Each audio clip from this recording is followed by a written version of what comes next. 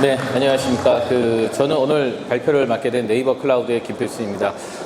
현재 이제 제조 AI에 대한 중요성이 굉장히 화두가 되고 있고, 특히 저 같은 경우도 지금 피지컬 AI라든가 다양한 프로젝트에 지금 투입이 돼서 함께 이렇게 프로젝트를 하고 있습니다. 사실, 이 AI가 2023년도 8월에 이제 실제로 이렇게 굉장히 많이 화두가 됐고, 23년 8월 이후로 우리나라에서도 빠르게 24년부터 POC, 그러니까 우리가 AI로 뭘 할 수 있는지를 쭉 검토를 했었습니다. 그 다음에 이제 25년부터 이제 본격적으로 굉장히 많은 작업들을 준비를 하고 국가가 앞서서 이렇게 프로젝트를 진행을 하고 있고, 그 중에 대표적인 게 이제 피지컬 AI나 자율제조 쪽입니다. 그래서 오늘은 이 부분에 대해서 좀 간단하게 말씀을 좀 드려보도록 하겠습니다. 잘 아시겠지만 생성형 AI가 굉장히 이제 멀티모델이나 다양한 기능들이 이렇게 앞서서 갔다는 거고, 이건 영상이 너무 길어서 이건 짧게 좀 가도록 하겠습니다. 자율제조에서 생성형 AI가 이제 굉장히 많이 적용이 되고 있습니다. 특히 이거 대표적인 부분인데요. 구글의 딥마인드라든가 이런 걸 통해서 우리가 이제 신약을 만들 때 보다 700개의 실험으로 빠르게 무언가를 신약을 만들 수 있는 이런 기능까지도 이제 된다. 라는 것들을 이제 간단하게 좀 말씀을 드리는 거고요. 지금 현재 자율제조 시대에는 AI 기술을 좀 더 강화해야 된다라고 얘기를 하고 있고, 사실 이 얘기를 드리는 이유 중에 하나는 이런 게 좀 있습니다. 우리가 이제 자율제조가 AI를 만나면서 좀 더 혁신으로 가고 있는데, 이게 우리한테는 기회라고 얘기하시는 분도 있겠지만 이거 위기입니다. 위기. 왜냐하면 잘 아시겠지만 지금 미국에 또는 중국에 굉장히 많은 공장들은 다시 자국으로 지금 돌아가고 있습니다. 예전에는 이제 인건비 문제로 인해서 어떻게 보면 예를 들면 동남아라든가 아니면 다른 어떤 지역에 이렇게 공장을 지었다면, 이제는 이 공장들을 다시 미국으로 귀화를 하고 있습니다. 이유는 뭐냐면 우리가 이제는 이 AI가 팩토리에 적용되면서 소위나 그리고 조금 더 나아가서는 무인화까지 가능하다는 겁니다. 특히 이번에 중국에서의 뉴스를 보면 다크 팩토리라고 해서 무인화 공장까지 굉장히 많이 나오고 있습니다. 이야기는 뭐냐면 이제는 인건비에 대한 부담이 없다. 그래서 미국 공장도 이제는 미국으로 돌아와야 된다. 그리고 중국에 있는 많은 공장들도 다 무인화를 하고 있습니다. 그래서 자국으로 지금 다 귀화를 하는 지금 이런 사태가 됐습니다. 그래서 우리나라 잘 아시겠지만 아시아 기계 제조 산업전인데, 우리 제조 사실 굉장히 산업 기반 중에 가장 중요한 저희 기초 산업분인데, 지금 이 분야가 이제는 AI로 인해서 경쟁을 잃어갈 수도 있다. 그래서 굉장히 많은 공장들은 이제 자국으로 다 돌아간다. 그럼 우리 같은 경우도 이걸 기술을 빨리 잘 만들어서, 아까 이제 LS 일렉트로닉에서도 이렇게 굉장히 좋은 기술을 많이 보여주셨는데, 이런 것들이 잘 모아져서 우리도 빨리 제조업에서는 강국이 돼야 됩니다. 그래서 우리도 좀 더 이걸 가지고 미국이라든가 중국보다 조금 더 우리와 협력할 수 있는 나라에 수출을 할 수 있는 이런 지금 현재 길을 열어야 된다고 생각을 합니다.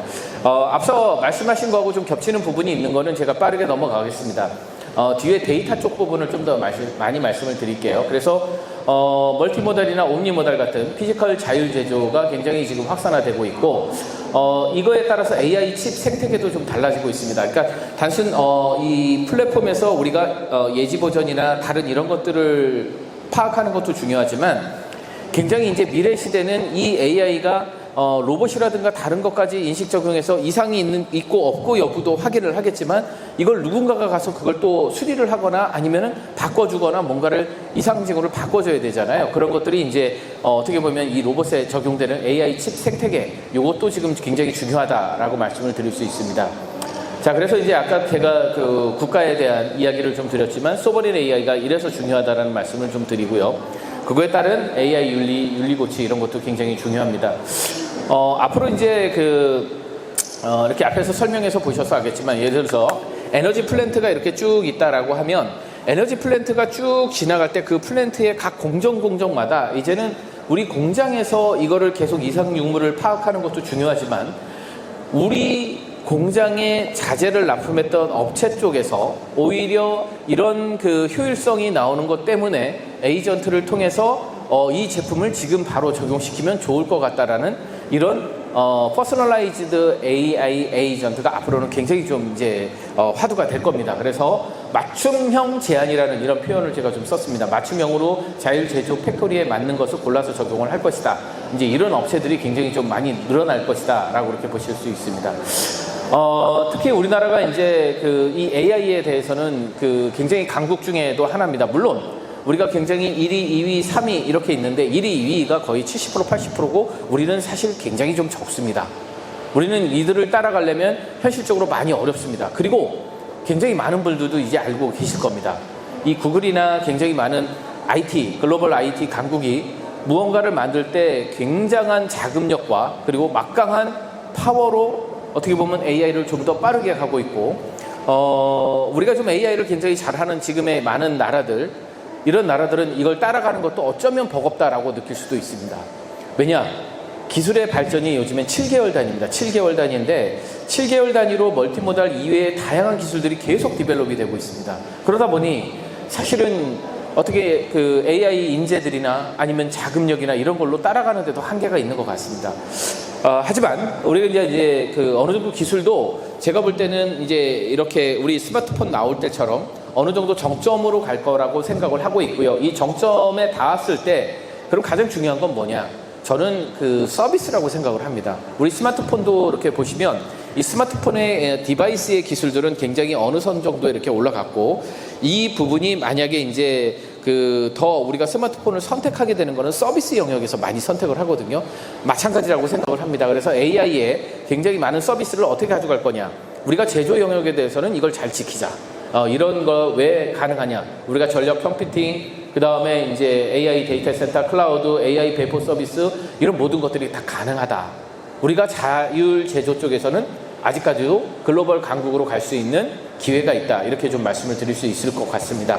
그래서 우리는 소버린으로 자율 제조를 좀 가져갈 수 있다. 그래서 우리가 이제 제조 현장에 있는 굉장히 많은 디바이스와 이제는 우리가 여기에 있는 AI를 섞어서 전략이 자산화가 돼야 된다. 이게 이제 수출 모델이 돼야 된다는 얘기입니다. 그래서 우리가 이걸 잘해서 우리의 제조업도 잘 키워야 되지만 이걸 중심으로 우리 미래형의 자율제조를 좀 더 강하게 갈 수 있게끔 하는 방법을 찾아야 된다라는 얘기를 좀 드리는 거고요.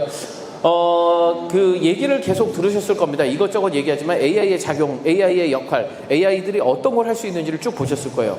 계속 기술이 발전하면서 이 기술들도 따라서 서비스도 계속 발전을 합니다.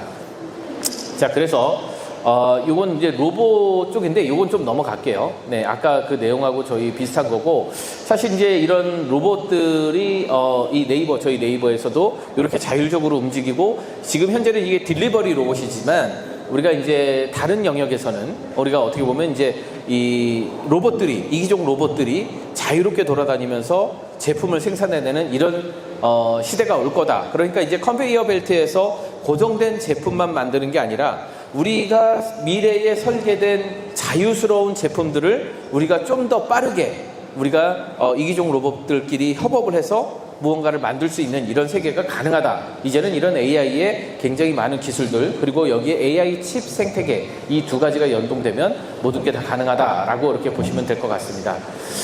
자, 이제 제가 그러면 왜 이런 말씀을 드리냐면, 저희가 사실은 저희는 이제 제조업입니다. AI 기업입니다. AI 기업이다 보니까 정말 로봇과 아니면은 다른 어떤 다양한 기술들과 이게 융합이 가능할까에 대한 의문점이 생겼고, 여기 계신 많은 분들도, 특히 팩토리를 운영하시는 분들도 우리가 AI가 들어오면 뭐가 좋아질까? 어떤 게 좋아질까? 가능한 걸까? 이런 의구점이 드실 겁니다. 그래서 저희도 한번 이런 것들을 만들어 봤습니다.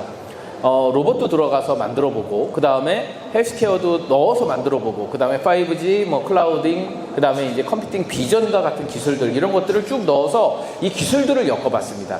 기술들을 엮어보니까 가능하더라. 불가능한 게 아니었더라. 저희는 이런 이제 실증을 좀 한번 해본 겁니다. 그래서 아까 저희 건물 내에서 로봇이 움직이고 거기에 디지털 트윈이 적용되고 5G와 그 다음에 AI 이런 거 적용된 것들을 실제로 저희 건물에 오시면 실제로 볼 수 있습니다. 가능한 영역입니다. 자, 여기에다 그러면 어떤 게 더 중요하냐? 사실 우리가 이제 MES나 ERP라든가 다양한 우리의 자율제조와 관련된 앱들이 있을 겁니다. 근데 그거는 각 영역의 앱이고요. 저희는 다양한 슈퍼 앱을 만들기 시작했습니다. 그래서 이 슈퍼 앱은 뭐냐?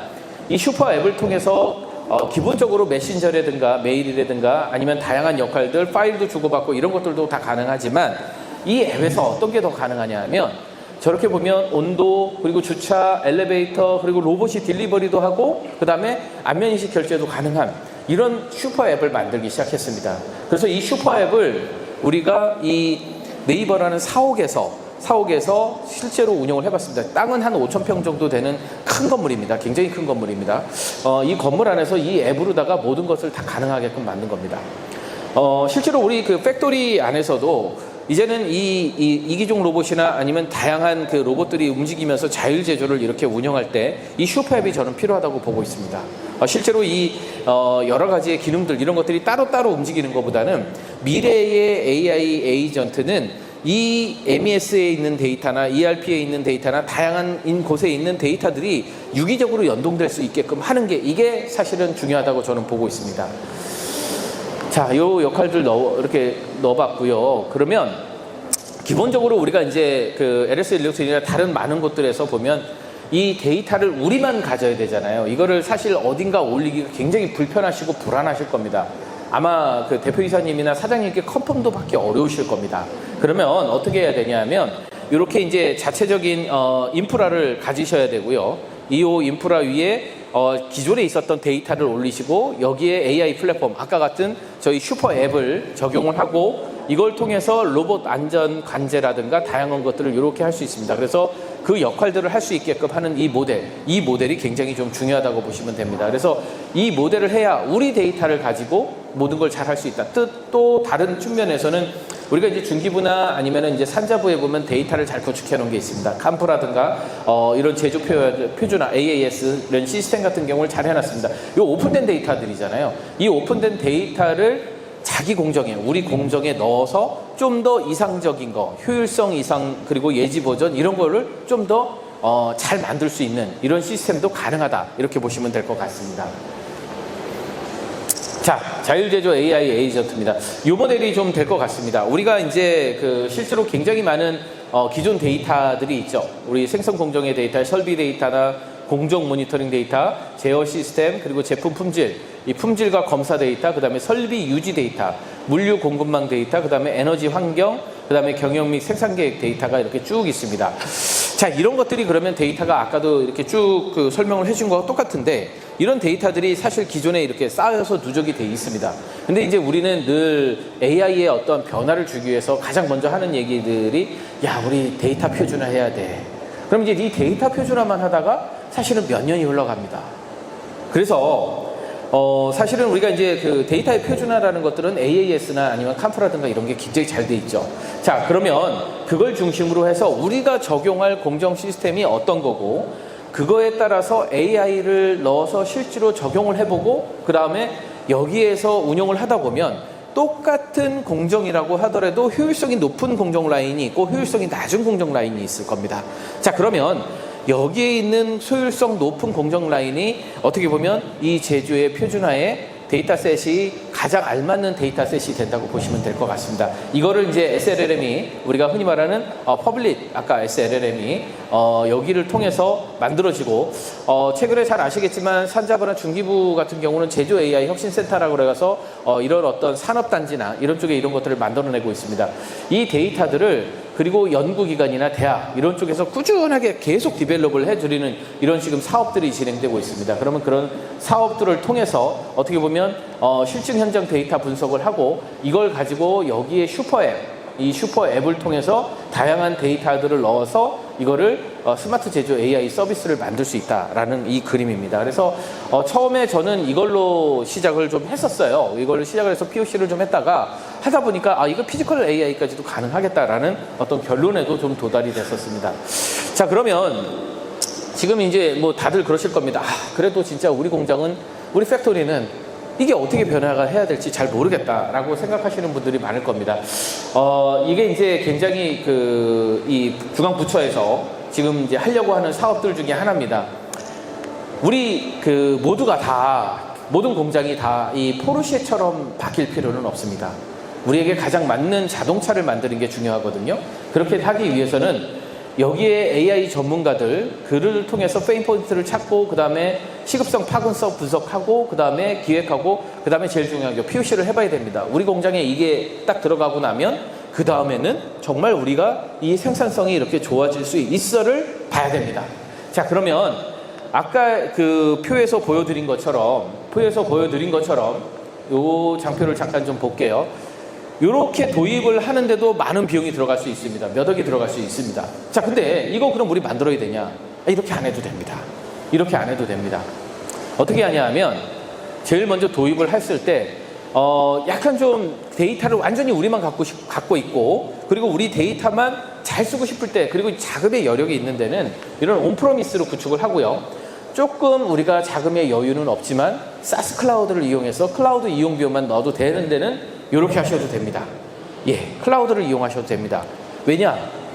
우리가 이제 아까 제가 기본적인 인프라, GPU 인프라를 만들 때 우리 GPU의 사용 기간이 몇 년인지 아시죠? 5년입니다. 5년. 자, 5년이고 여기에다가 AI 칩 생태계를 넣어서 했는데 우리가 그러면 3년이나 5년 있다가 이걸 또 바꿔야 됩니다. 전체적인 반도체. 우리 GPU 한 노드당 얼마인지 아시죠? 보통 요즘에 3억 5천, 5억 이렇게 하는데 이런 것들이 또 적용되고 나면 기업 입장에서 또 부담이 될 수도 있거든요. 그렇기 때문에 클라우드를 이용하는 경우도 있고, 자, 그러면 아까도 말씀드린 것처럼 자, 여기에 대화형, 지능형, 그리고 자율적 에이전트 이렇게 세 가지로 나눠봤습니다. 대화형, 간단하게 챗봇이나 음성이나 다양한 알림 같은 것만 해줘도 우리가 생산성이 좋아질 수 있다. 예지 보전만 이것만 해도 좋아진다 하면 대화형 정도 수준만 넣어도 됩니다. 두 번째는 지능형 에이전트. 이거 잘 모르겠고 내가 아침에 딱 출근했을 때 무언가를 이렇게 쭉 끌어당겨서 야, 이거 이렇게 바뀌었네, 이렇게 바뀌었네, 이게 바꿔야 되네 라는 것들을 파악만 할 수 있게끔 지능형으로 해도 됩니다. 자, 그 다음에 야, 우리는 현재 일할 사람도 없고 아무것도 없어. 그렇기 때문에 우리는 다크팩토리로 가야 돼. 소인화나 무인화까지 가야 돼. 라고 하면 이 지능형 자율적 에이전트로 가면 됩니다. 자, 이렇게 해서 가게 되면 각 에이전트들이 이제 아까도 얘기한 것처럼 저는 여기다가 고객 상담 에이전트, 건강 케어 에이전트를 이렇게 얘기했는데 요게 이제 우리가 흔히 말하는 예지 보전 에이전트, 이상징후 여부 에이전트, 그리고 생산 품질, 재고 이런 에이전트들이 쭉 만들어진다고 보시면 됩니다. 이걸 끌어다 쓰면 됩니다. 자, 아까도 말씀을 드렸죠. 저희가 대화형 AI라고 하는 거는 자연어 처리 기반으로 사람과 대화를 통해서 고객 서비스를 하는 겁니다. 그래서 여기에 보면 뭐 챗봇이나 음성 비서 이런 거 하는데 우리가 예를 들어서 이제 쭉 이렇게 카메라, 핸드폰을 어디다가 대고서는 이 지금 현재 있는 이쪽에 공정이 이상이 있어. 이런 것들을 쭉 우리가 이렇게 쭉 보면서 보는 거죠. 그러면 실제로 AI가 이걸 그냥 대화형으로만 알려주는 이런 정도 수준입니다. 지능형 에이전트는 어떤 거냐면 스마트홈 시스템. 우리가 이제 금융이나 의료 분야 쪽에서 많이 쓰는 스마트홈 시스템입니다. 실제로 우리가 이제 스마트 팩토리 레벨 2까지 보면 이렇게 IoT 센서를 각 공정마다 이렇게 잘 꽂아놨잖아요. 거기서 이제 데이터를 쭉 받아서 분석을 하고 이 분석된 데이터를 중심으로 현재 이 제품이 불량품이 나올 가능성이나 이런 것들을 쭉 전체적으로 이 팩토리 안에서 이런 많은 것들을 결정하는 게 2단계 정도 지능형 에이전트라고 보시면 됩니다. 자, 그 다음에 이제 자율적 에이전트인데 요거는 사실은 이제 자율주행 차량이라든가 우리 중국에서 하고 있는 다크팩토리 같은 경우입니다. 실제로 이 안에 로봇이 어떻게 피지컬 AI 로봇들이 이기종이 협업을 해서 어떻게 보면 이제 우리가 자동차도 만들고 그 다음에 제품도 만들고 뭐 그런 것들을 모든 거를 다 하는 겁니다. 그래서 심지어 QA 검사나 이런 것들도 굉장히 스스로 알아서 잘 해서 완성품이 나올 때까지 모든 것들을 다 돌리는, 그러니까 이렇게 요 공간에다가 팩토리를 만들고 이 안에서 로봇들이 왔다 갔다 하면서 제품을 만드는 거라고 보시면 됩니다. 사람의 개입이 최소화되는 겁니다. 사람이 개입이 최소화되고 있고 저는 지금의 기술력으로는 소인화까지는 가능할 것 같습니다. 무인화는 조금 시간이 걸릴 것 같고요. AI 기술 중에 우리가 그 소인화까지는 충분히 좀 가능하다 판단이 됩니다. 자, 그러면 이제 아까 MES나 이런 여러 데이터들 봤는데 저희는 사실 제가 아직 MES나 아니면 ERP나 이런 것들을 슈퍼 앱으로 엮는 작업을 지금 진행 중에 있고 아직 결과물이 나오진 않았습니다. 그러다 보니까 제가 이제 그쪽 부분을 설명을 못하는 부분은 제가 좀 양해를 부탁드리고요. 대신 제가 이제 행정 AI 에이전트를 하고 있습니다. 이 부분을 하고 있는데 실제로 이제 그 많은 지자체에서 어떤 것들을 하고 있냐면 생성형 AI를 도입해서 이 AI를 중심으로 굉장히 많은 데이터들을 중심으로 내가 보고서도 만들고 정책 기획도 하고 이걸 중심으로 서비스도 만들고 이런 것들을 하는 게 이제 우리가 흔히 말하는 생성형 AI를 각 기업에 도입해서 적용하는 기본 시스템이라고 이렇게 보시면 되고요. 경기도에서도 하고 있고 제가 이제 부산 거를 이렇게 좀 하고 있습니다. 그래서 부산시 같은 경우는 전략적으로 저희가 협업을 해서 지금 이제 생성형 AI를 통한 행정 AI 에이전트를 먼저 만들고 있습니다. 자, 그 다음에 이제 대시민 서비스하고, 그 다음에 2027년도에는 이걸 중심으로 헬스케어나 제조, 물류 쪽에 좀 협업을 하려고 하고 있습니다. 그러면 어떤 것들이 가능하냐면, 우리가 27년, 28년도까지 저 정도가 되면은 이제 피지컬 AI의 소인화까지도 가능할 거고, 우리가 제품이 만들어지는 것도 중요하지만, 이 많은 제품들을 만들기 위한 기자재나 이런 것들도 다양히 연결이 돼야 될 거고, 만들어진 제품들이 나중에 물류로다가 어딘가 배송까지 되는 이 원스톱 시스템이 만들어진다라고 이렇게 보시면 될 것 같습니다. 이런 것들을 지금 현재 쭉 진행을 하고 있는데 이제 기초 단계를 하고 있습니다. 이 기초 단계를 하고 있는데 제가 이 그림을 왜 말씀을 드리냐면 아까 우리가 오프라미스 프라이빗하게 이제 GPU 서버를 이렇게 만든다고 했잖아요. 자, 그런데 얘는 좀 비용이 비쌉니다. 왜냐하면 그 엔비디아의 GPU가 비싸서 그렇습니다. 보통 한 노드당 우리가 이제 3억 5천에서 5억 정도 하죠. 자, 얘가 좀 비싸서 그런데 이 비싼 거를 도입을 했는데 우리가 단순하게 제조 AI라는 것에 쓰는 것도 중요하지만 다양한 곳에 많이 쓰여야 되잖아요. 그래서 제조를 위해서 그거를 넣는 것도 중요하지만 두 번째로는 여기에 다양한 에이전트들을 여러 개 만들어서 한꺼번에 쓰면 되게 좋겠죠. 그래서 이런 AI 에이전트를 만들어 놓고 나면 우리가 예를 들어서 이거를 한 10억 정도 아니면 20억 정도로 해서 구축을 해놨다라고 하면 이런 행정 AI나 제조, 물류, 그 다음에 다양한 직원과 관련된 이런 안전, 중대재해 이런 에이전트들도 만들어낼 수 있다는 겁니다. 그거는 사실 비용이 얼마 안 됩니다. 그렇기 때문에 그 많은 서비스들을 한꺼번에 돌려서 이제 운영을 해야 되고 이게 적용이 되면 우리가 2028년도에는 어떻게 보면 좀 더 우리 공장이 소인화까지는 가능할 수 있는 시스템을 가져갈 수 있다라고 이렇게 보시면 됩니다.